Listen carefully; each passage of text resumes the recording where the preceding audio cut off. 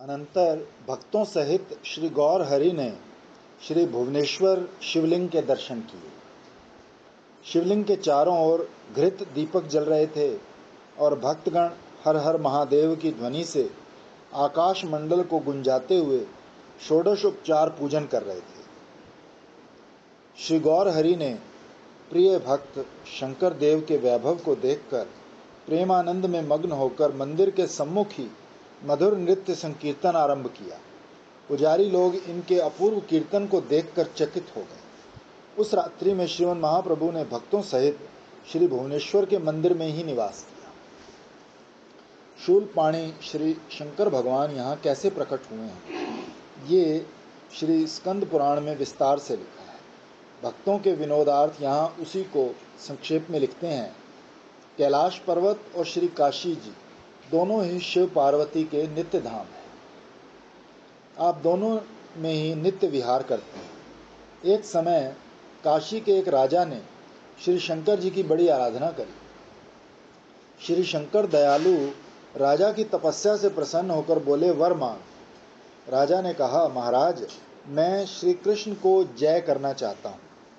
तो परम कारुणिक श्री शंकर भगवान का चरित्र अतिशय गंभीर है। आप किस भक्त का किस रीति से कल्याण करते हैं वो स्वयं वही जानते हैं। परम दयालु राजा से बोले, चलो तुम युद्ध को चलो, मैं भी अपने गणों को लेकर आता हूँ।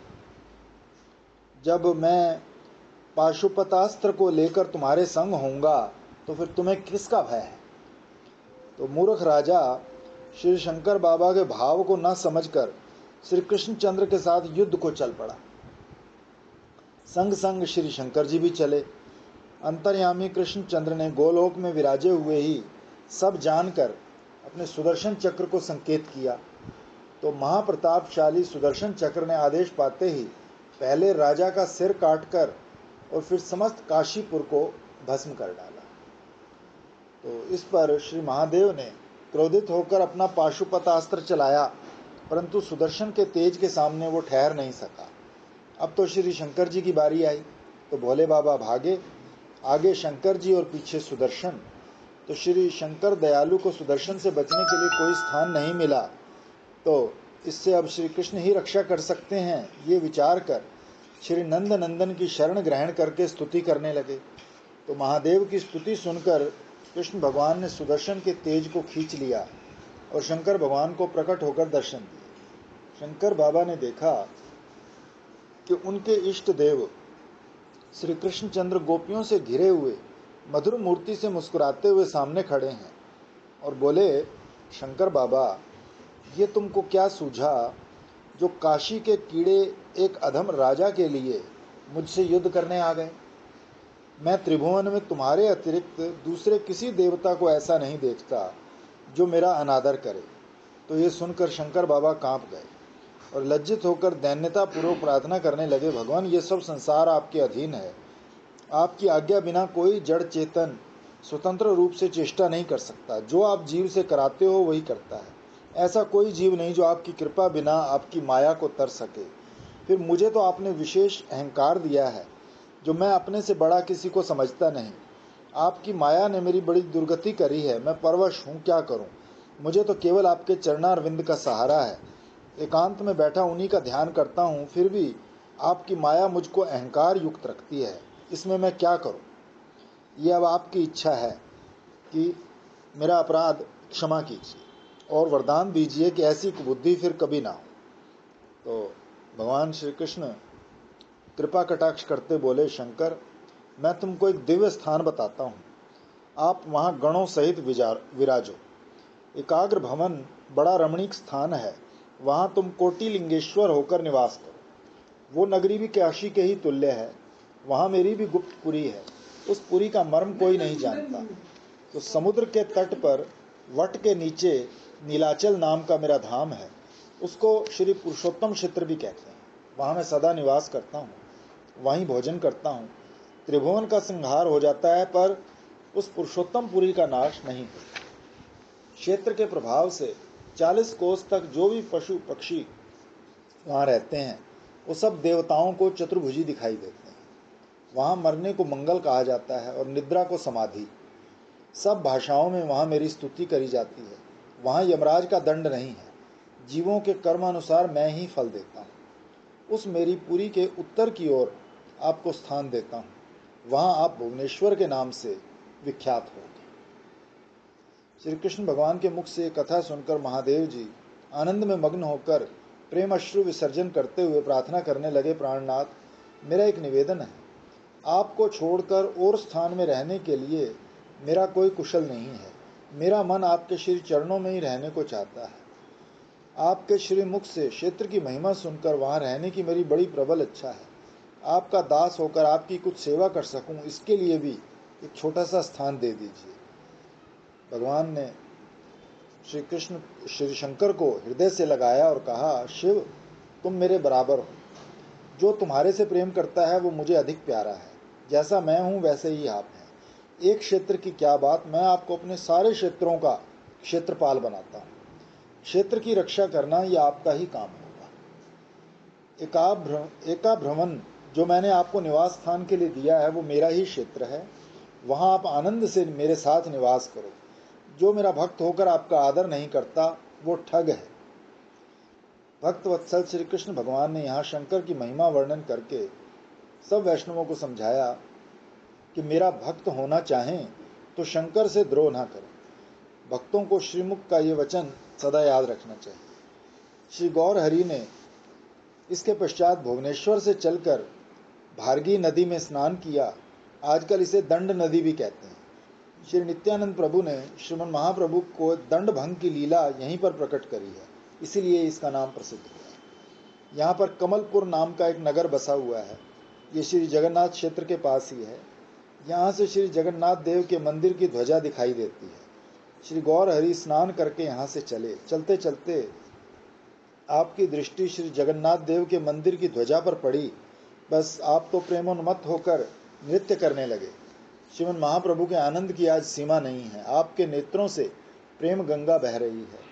इसी समय क्या देखते हैं कि मंदिर के ऊपर एक मनोहर मूर्ति बाल गोपाल मुस्कुराता हुआ उनको हाथ से बुला रहा है। श्री कृष्ण चैतन्य महाप्रभु उस मधुर मूर्ति के दर्शन करके प्रणाम कर सब भक्तों को संबोधन करते हुए बोले, देखो भाइयों, मंदिर के ऊपर बाल गोपाल जी खड़े हुए हंस रहे हैं, हाथ उठाकर मुझको बुला रहे हैं। भक्तों को संबोधन करते हुए बोले, देखो भाइयों, मंदिर के ऊपर बाल गोपाल जी खड़े हंस रहे हैं और हाथ उठाकर मुझको बुला रहे हैं। यद्यपि भक्तों को वो दर्शन नहीं हुए, परंतु फिर भी प्रभु की प्रसन्नता के लिए उन्होंने इसका अनुमोदन किया। इसके पश्चात गौर हरि को कुछ देर के लिए मूर्छा हो गई। सावधान होकर प्रेमोन्मत्त होकर मंदिर की ओर दौड़ पड़े। मार्ग में अगणित लोग साथ चल रहे थे। अलौकिक प्रेम भाव को देखकर सब कहते थे, ये तो साक्षात नारायण है। इस प्रकार प्रेम विहल भाव में श्री कृष्ण चैतन्य महाप्रभु भक्तों सहित 18 नाले पर आ पहुंचे। कमलपुर से 18 नाले का मार्ग 4 घड़ी का है, परंतु प्रेमावतार श्री गौर हरि को इस मार्ग में आते हुए प्रेम दशा में 3 पहर बीत गए। 18 नाले पर आकर भाव निधि श्रीमन महाप्रभु ने अपने भाव को संवरण किया और दया भरे नेत्रों से भक्तों की ओर देखकर बोले, भक्तों, आपने मेरे साथ बड़ा उपकार किया जो मुझे श्री जगन्नाथ जी के दर्शन कराए। अब मेरी इच्छा है तुम आगे चलकर जगन्नाथ जी के दर्शन करो, मैं पीछे आऊँगा, या मैं आगे चलता हूँ, तुम पीछे आना। भक्तवृंद जान गए कि गौर हरि अपने प्राणनाथ से एकांत में ही चाहते हैं। मुकुंद सब भक्तों से परामर्श करके बोले, प्रभु आप ही पधारिए। तो ये सुनकर श्री गौर हरि ने प्रसन्नता पूर्वक मत सिंह की चाल से चलकर श्री जगन्नाथ क्षेत्र में प्रवेश किया और भक्तवृंद सब पीछे रह गए। जगन्नाथपुरी के मार्ग में श्री गौरांग रूप की छटा फैल गई। पुरी के लोग बाल सन्यासी की छवि देखकर मोहित हो गए। श्री जगन्नाथ देव के मंदिर के दर्शन करके आप बारंबार प्रणाम करते हैं। नेत्रों से प्रेम गंगा बह रही है। इस प्रकार प्रेम उन्मत्त भाव में श्री गौर हरि मार्कंडेय सरोवर पर आ पहुँचे। यहाँ आपने यथा विधि स्नान किया। उसके पश्चात जगन्नाथ जी के मंदिर की ओर दौड़े। अपने स्वरूप श्री कृष्ण चैतन्य महाप्रभु को आता देखकर श्री जगन्नाथ देव भी सिंहासन से उठकर द्वार पर आ गए थे और हाथ फैलाकर श्री गौर हरि को प्रेम से बुला रहे थे। निज इष्ट देव के साक्षात दर्शन करके श्री गौर हरि वहाँ की भूमि पर लौटने लगे और ऊंचे स्वर से जय जगन्नाथ पुकारने लगे। श्री जगन्नाथ देव द्वार पर दर्शन देकर अंतर्धान हो गए। सावधान होने पर श्री गौर हरि को जगन्नाथ जी के दर्शन नहीं हुए तो अत्यंत व्याकुल होकर रोने लगे और बड़े कष्ट से प्रेम निधि गौरांग देव मंदिर के भीतर पहुंचे और श्री श्री नीलाचल चंद्र और श्री श्री नवद्वीप चंद्र दोनों के नेत्र मिल गए और दोनों ही प्रेमानंद में विभोर हो। नीलाचल चंद्र श्री जगन्नाथ देव ने निज स्वरूप श्री गौरांग देव का शुभ आगमन जानकर अपने सेवकों को आज्ञा दी कि आज मेरे प्रेमावतार श्री गौरांग सुंदर का शुभ आगमन है, इसलिए नगर को खूब सजाया जाए। ब्राह्मण वेद पढ़ते हुए श्री गौरांग देव के सन्मुख जाएं, अनेक बाजे बजते हों, पुष्पों की वर्षा हो रही हो, हाथी घोड़े सजे हों, ऐसे समारोह के साथ श्री गौर सुंदर को मंदिर लाया जाए। आज्ञा की देर थी। अंतरंग भक्तों ने श्री जगन्नाथ देव की इच्छा अनुसार सब तैयारी कर दी। श्री गौर हरि क्रमशः जब जगन्नाथ देव के मंदिर में दर्शनों को पधारे तो आज आपका प्रेम अकथनीय था। आप ही तो श्री भगवान रूप से सिंहासन पर विराजमान हैं और आप ही दास होकर प्रेम से दर्शन कर रहे हैं। इस ईश्वर लीला को कौन जान सकता है। श्री गौर हरि अपने प्रीतम जगन्नाथ देव के दर्शन करके अधिक देर तक स्थिर नहीं रह सके, एकाकी उछले और श्री जगन्नाथ देव के हृदय से हृदय मिलाकर प्रेम करना ही चाहते थे कि मंदिर के पुजारी इनकी ओर दौड़े और गौर हरि मूर्छित होकर पृथ्वी पर गिर पड़े। भाग्यवश श्री सार्वभौम भट्टाचार्य उसी समय दर्शन करने को वहां आ गए तो आपने सब पंडों को वहां से हटा दिया और दोनों हाथों से श्री गौरचंद्र के स्वरूप को आच्छादन करके वहीं बैठ गए। मन ही मन विचारने लगे कि ये रूप और ये प्रेम क्या किसी मनुष्य में हो सकता है। ये हुंकार गर्जन और ऐसा दिव्य प्रेम तीन काल में कभी किसी देहधारी जीव में संभव नहीं है। भट्टाचार्य ने निश्चय किया कि ये सन्यासी रूपधारी अवश्य कोई महापुरुष है। श्री गौर हरि के दर्शनों से श्री भट्ट जी में आप अभूतपूर्व भक्ति का संचार होने लगा। आपने संकल्प किया कि इनको इसी अवस्था में अपने घर ले जाना चाहिए। स्वामी जी की आज्ञा पाकर पंडा लोग श्रीमन महाप्रभु को भट्टाचार्य के घर ले गए। श्री गौर हरि तब तक प्रेम मूर्छा में ही थे।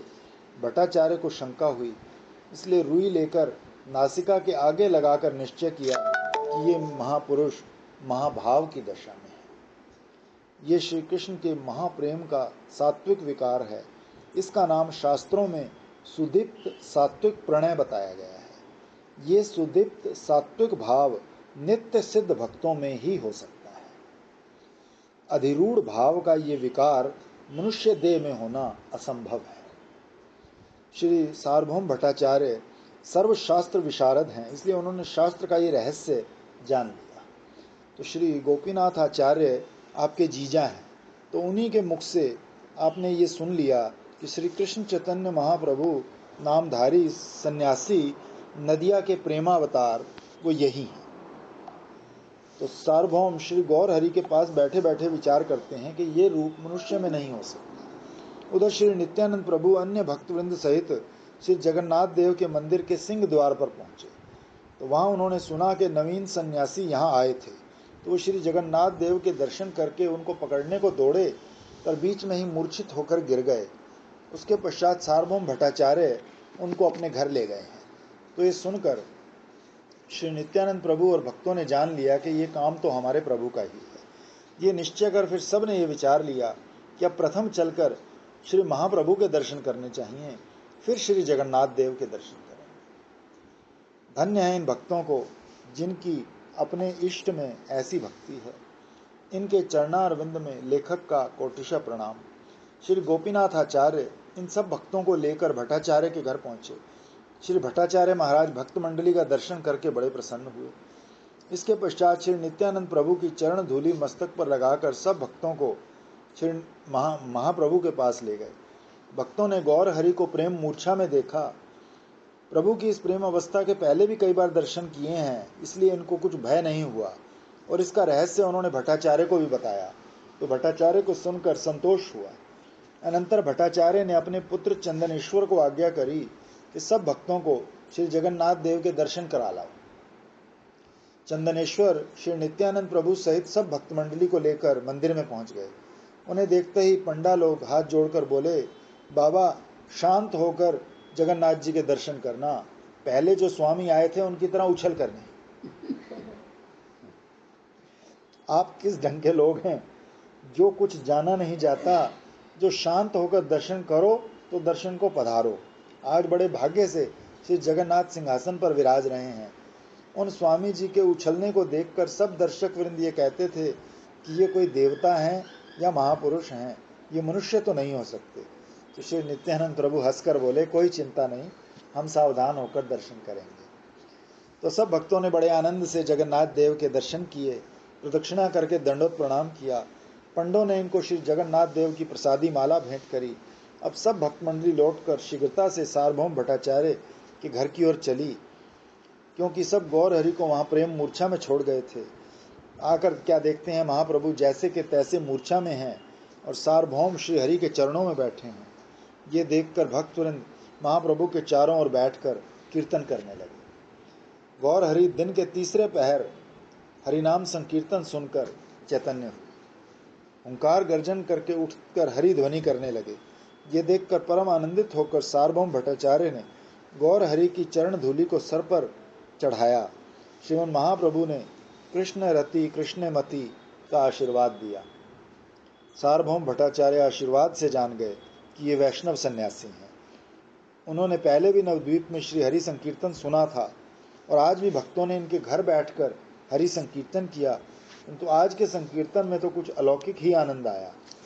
विद्याभिमानी श्री सार्वभौम भट्टाचार्य के मन में भक्ति की तरंगें उठने लगी और वो अनुभव करने लगे कि आज मेरा घर और जीवन पवित्र हो गए। कुछ देर में प्रकृतिस्थ होने पर श्री गौर हरि प्रेम भरे नेत्रों से भक्तों को निहारते हुए बोले, तुम लोग जानते हो तो बताओ, आज के दिन मैंने क्या किया। श्री नित्यानंद प्रभु हंसकर बोले, आज आप जगन्नाथ देव के दर्शन को गए और वहीं मूर्छित हो गए और भाग्यवश सार्वभौम भट्टाचार्य जी वहां पहुंचे और आपको यहाँ ले आए। तो ये कहकर आपने भट्टाचार्य की ओर संकेत किया, जो उस समय महाप्रभु के श्री चरणों में दंडवत प्रणाम कर रहे थे। गौर हरि ने सार्वभौम को उठाकर हृदय से लगाकर कहा, आहा, श्री जगन्नाथ बड़े कृपामय हैं जो मुझको आपके घर ले आए। मेरे चित्त में आपसे मिलने की बड़ी लालसा थी, सो कृष्ण भगवान ने आज पूर्ण कर दी। और भक्तों से बोले, आज का मेरा वृतांत सुनो। मैंने श्री जगन्नाथ जी के साक्षात दर्शन किए और चित्त में ये लालसा हुई कि श्री जगन्नाथ जी को हृदय से लगा लूं।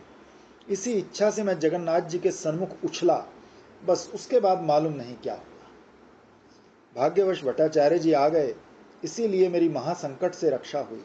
आज से श्री जगन्नाथ जी के दर्शन मैं गरुड़ स्तंभ के पीछे खड़ा होकर ही किया करूंगा, मंदिर के भीतर नहीं जाऊंगा।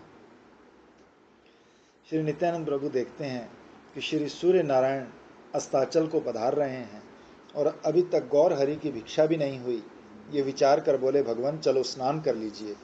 महाप्रभु प्रेम भरे नेत्रों से नित्यानंद प्रभु की ओर देखकर बोले, श्रीपाद ये मेरा शरीर आपके ही अर्पण है, इसकी रक्षा करना आपके ही हाथ में है। ये कहकर भुवन मंगल प्रेमावतार श्री नदिया चंद्र भक्तों सहित समुद्र स्नान को पधारे।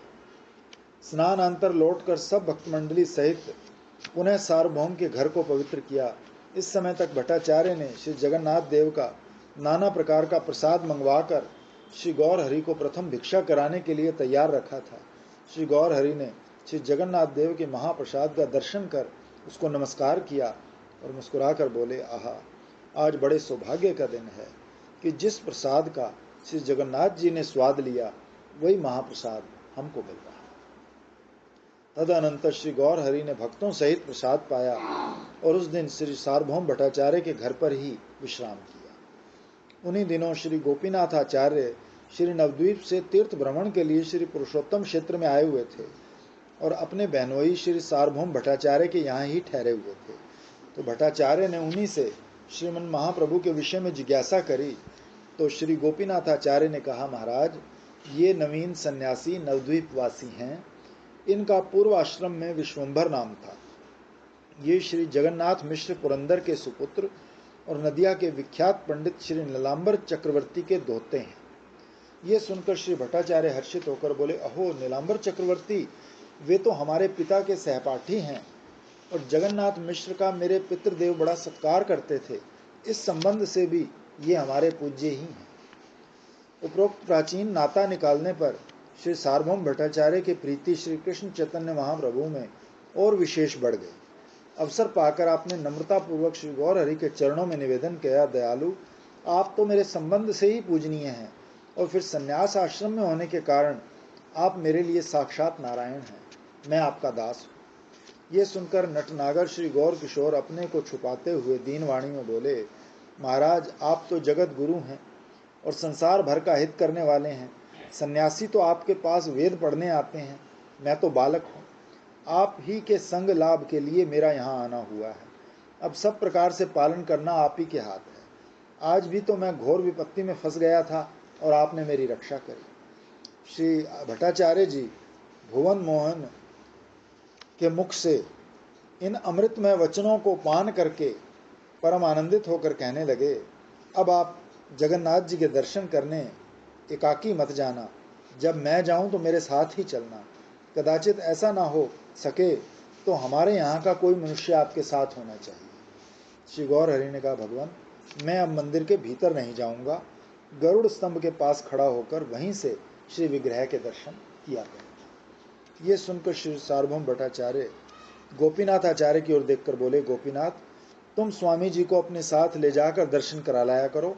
और सुनो, मेरी मौसी का घर जो एक निर्जन स्थान में है, मेरे विचार में आपके निवास के लिए वो स्थान ठीक रहेगा। सो इनके लिए वहाँ सब प्रकार का प्रबंध करा दो जिसमें किसी भक्त को किसी भी प्रकार का कष्ट न हो। भट्टाचार्य की आज्ञानुसार सब प्रबंध कर दिया गया और वो गौर हरि भक्तों सहित उस निर्जन स्थान में निवास करने लगे। कुछ दिन श्री नीलाचल धाम में गौर हरि ने गुप्त रूप से निवास किया। उस समय पुरी के सब लोग इनका अनुपम रूप, अद्भुत प्रेम भाव देखकर इनको महापुरुष ही मानते थे, किंतु प्रेमावतार का अभी किसी को कुछ पता नहीं था। बात भी ठीक है, जब तक भगवान अपने को स्वयं प्रकाशित ना करें तब तक उनको कौन जान सकता है। एक दिन चतुर चूड़ामणि श्री गौर हरि एकांत में श्री सार्वभौम भट्टाचार्य से बोले, महाराज, आज मैं आपको अपने हृदय का भाव बताता हूँ, सुनो। मैं जो यहाँ जगन्नाथ जी के दर्शन करने आया हूँ और इतने दिन ठहरा हूँ, इसमें मूलभूत कारण आप ही हैं। श्री जगन्नाथ जी मुझको कथा तो सुना नहीं रहे, परंतु आप अध्यात्म तत्व सुनाकर मेरा बंधन काट सकते हो। आप में श्री कृष्ण चंद्र की पूर्ण शक्ति है। आप श्री कृष्ण की प्रेम भक्ति देने में समर्थ हैं, इसीलिए मैंने आपकी शरण ली है। अब कृपा करके वो काम करो जिससे मेरा भला हो। किस विधि से मुझको रहना चाहिए, क्या करना चाहिए, ऐसा कौन सा उपाय है जिससे मैं संसारी कूप में ना पड़ूं, ये सब उपदेश आप सरल रीति से करिए। मैं आपका हूँ, ये निश्चय जान लें। अब कपट संन्यास वेशधारी श्री कृष्ण चैतन्य के वचनों से भट्टाचार्य आपकी माया में मोहित हो गए और गौर हरि को एक सामान्य सन्यासी जानकर सोचने लगे, हाँ ठीक है, ये एक नया सन्यासी है तो इसको तो उपदेश अवश्य देना ही चाहिए, जिससे इसका सर्वथा भला होगा। तो उन्होंने कहा, मैं आपको वही उपदेश करूंगा जो आपके लिए उचित है। तो आप में जो भक्ति का उदय हुआ है वो अत्यंत अपूर्व है, ये हमने कहीं नहीं देखा। आप पर श्री कृष्ण चंद्र की बड़ी कृपा है। आपने परम बुद्धिमान होकर जो संन्यास लिया, बस हमारी तो यही समझ में नहीं आया, और तो सब ठीक है। विचार कीजिए, संन्यास में है क्या? जिसके प्रथम ही अहंकार रूपी फांसी डल जाती है, दंड को धारण करके अपने को परम ज्ञानी मान बैठता है और किसी को दंडोत प्रणाम नहीं करता, जिनके चरणों की धूलि से विश्व पवित्र होता है, ऐसे महापुरुषों से भी अपने लिए प्रणाम कराता हुआ भय नहीं करता। तो सन्यासी का जो धर्म है उससे ये अहंकार इसको बहुत पीछे हटा देता है। श्रीमद् भागवत में लिखा है, सन्यासी को चाहिए कि कुत्ता, चंडाल, गौ, गधा प्रवृत्ति सब जीव मात्र को प्रणाम करे, क्योंकि पार ब्रह्म परमेश्वर सब में बराबर का भरपूर है। या तो सन्यासी का ये धर्म लिखा है या वो तो आप ही ब्रह्म बन बैठता है। तो जीव का स्वाभाविक धर्म है कि वो ईश्वर का भजन करे, किंतु अहंकारवश वो उसको छोड़कर अपने को नारायण बोलता है।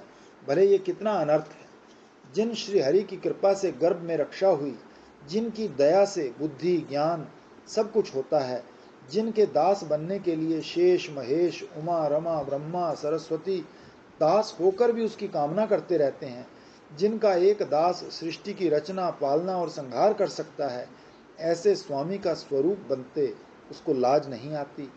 जब इस जीव को नींद आ जाती है, तब ये मूर्ख अपने को ही नहीं जानता मैं कौन हूँ, और इतना अज्ञानी जीव अपने को नारायण बताता है। ये कितनी लज्जा की बात है। जगत के पिता श्री कृष्ण हैं, ये चारों वेद गाते हैं। बस उस परम पिता की जो भक्ति करता है वही सुपुत्र है। जो निष्काम होकर भजन करता है वही सन्यासी है, वही योगी है। श्री कृष्ण का भजन छोड़कर खाता भी है, सोता भी है, तो वो पाखंडी है। वही कर्म, वही धर्म, वही सदाचार जो कृष्ण प्रीति के लिए।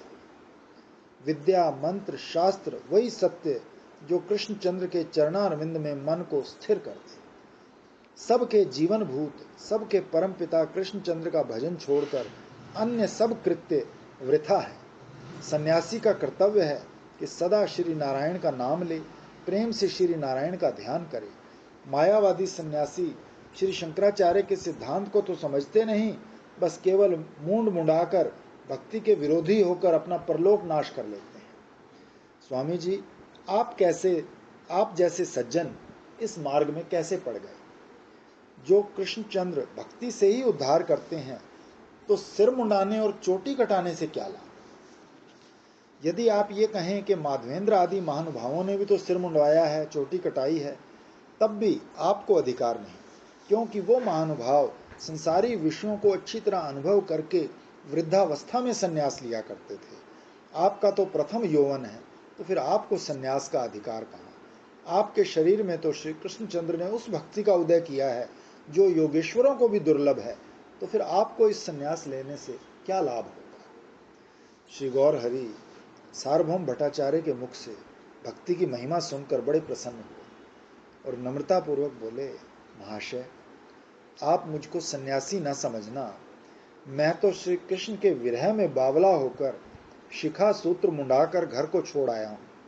अब आप ऐसी कृपा करो जो मेरी बुद्धि श्री कृष्णचंद्र में लगी रहे। ज्यों ज्यों श्री कृष्ण चैतन्य महाप्रभु दीनता के वचन कहते हैं, त्यों त्यों भट्टाचार्य के माया का जाल और बढ़ता जाता है। चतुर चूड़ामणि श्री गौर हरि के विनीत वचन सुनकर भट्टाचार्य कुछ लज्जित होकर बोले, स्वामी जी, आप आश्रम में बड़े होकर जो मेरी बड़ाई करते हो, तो शास्त्रानुसार इसमें मैं अपराधी होता हूँ, सो ठीक नहीं। कौतुक प्रिय श्री भगवान जब तक जीव को भुलाते हैं, तब तक उनके स्वरूप को भला वो क्या जान सकता है। आचार्य के उक्त वचन सुनकर गौर हरि दीनवाणी में बोले, आप इस नम्र निवेदन को रहने दीजिए। मैंने तो सर्वथा आपकी शरण ले ली है। मेरी इच्छा है आपके मुख से श्रीमद् भागवत सुनूं, और जहाँ जहाँ मुझको संदेह है वहाँ वहाँ आपसे समझ लूं। श्री भट्टाचार्य ने गौर हरि के प्रस्ताव को स्वीकार करके रात्रि अधिक हो जाने के कारण घर जाने की आज्ञा मांगी। श्री गौर हरि भी भट्टाचार्य को विदा करके प्रेम समाधि में लग गए।